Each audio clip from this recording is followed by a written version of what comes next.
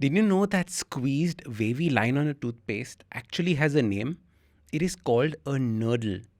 Most toothpaste companies use this to describe what is their toothpaste going to look like on your brush, as well as suggest the size of the toothpaste portion that is being used. So many of them trick us with having a longer nurdle because that means that we have to use more of that toothpaste, hence higher sales for that company.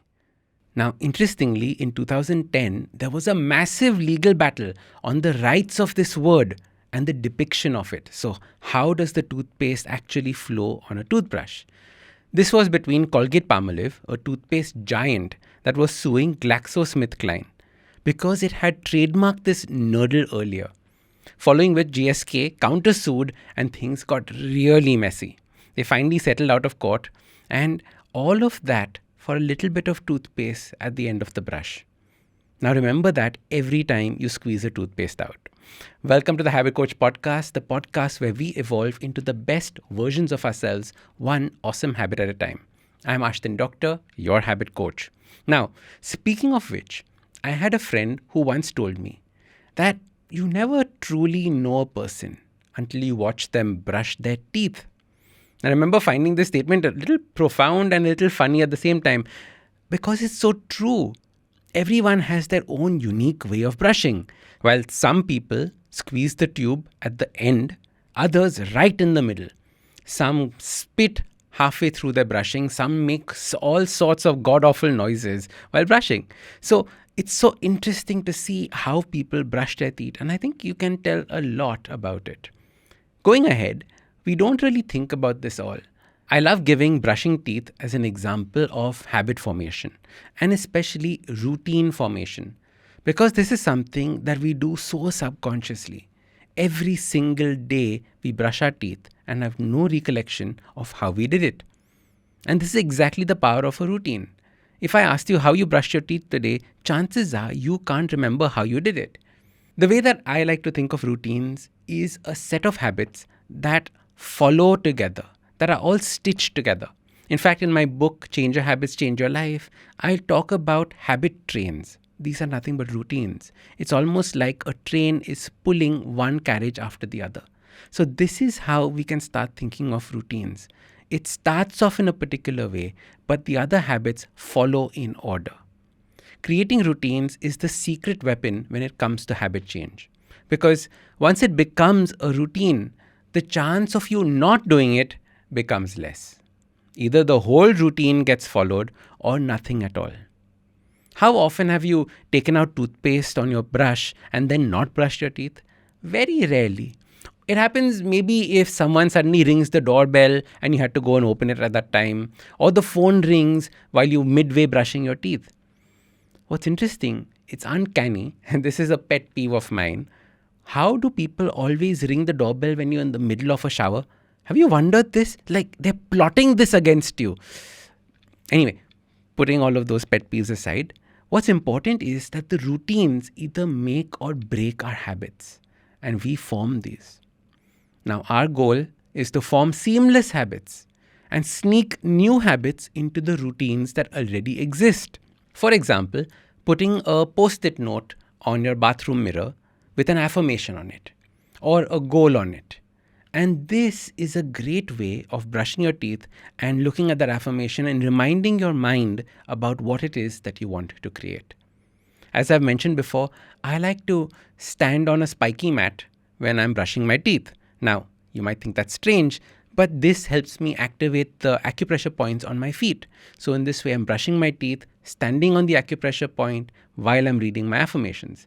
You see how this routine is slowly coming together. We're stacking habits together and forming this beautiful routine all at the same time. Before I exercise, I have a routine. I start my workout primer song. Now, this is a song that helps me get into the mood of exercising. Then I start to shake my arms, shake my legs, feel where I am sore, what needs to move. I squat down all the way onto the floor. I center myself. I focus on what I'm going to be doing today. I imagine the kind of body that I want, the power, the aesthetics, all of it. And this is important because it's all about that intention. It gives me that routine, and that is how I warm up.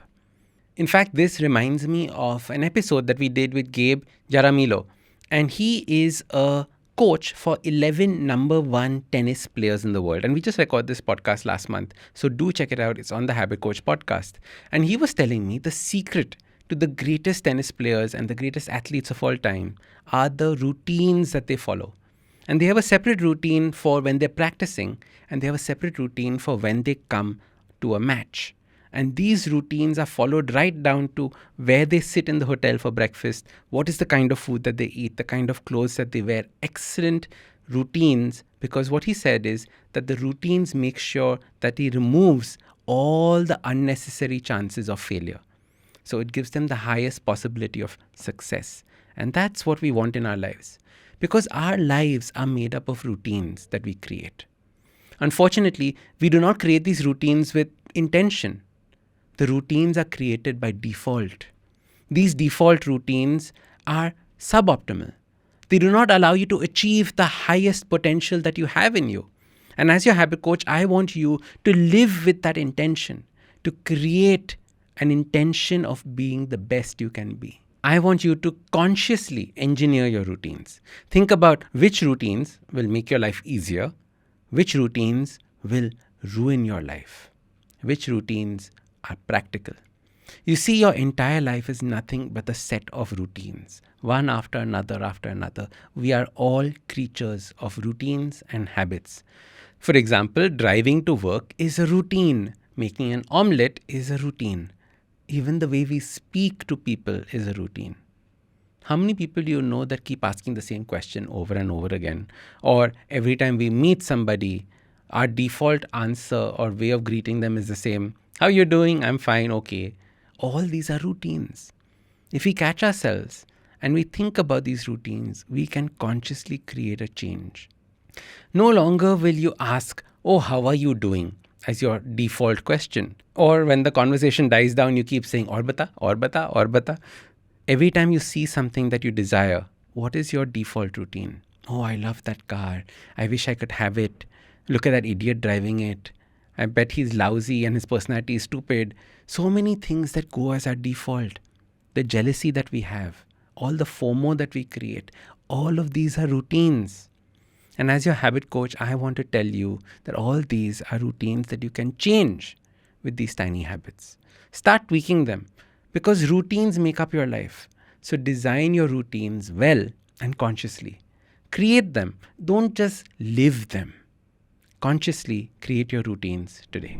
If you like this episode, don't forget to hit subscribe. Also give us a rating. It really helps with people discovering the podcast.